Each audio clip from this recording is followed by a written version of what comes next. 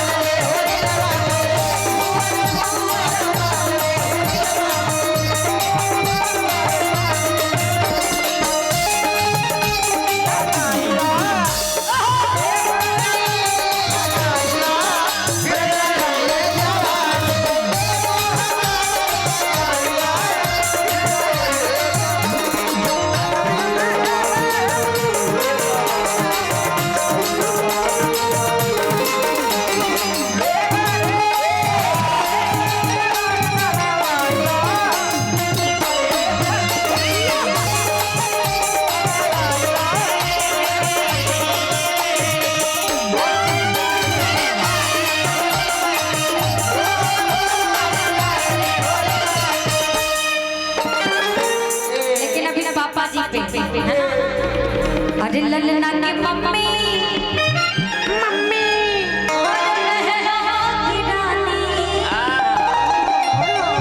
कहाँ है?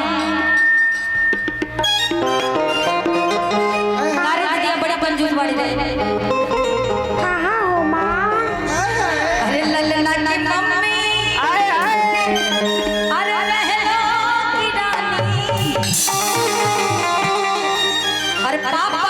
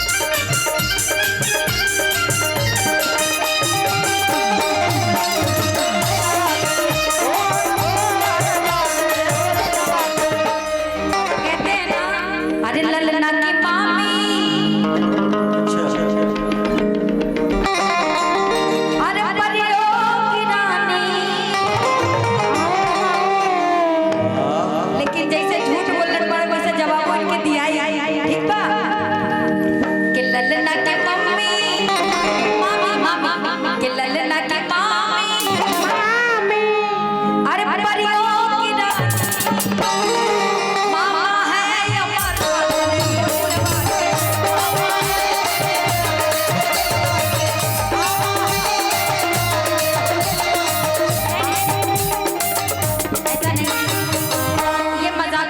ठीक है कि ललना की माँ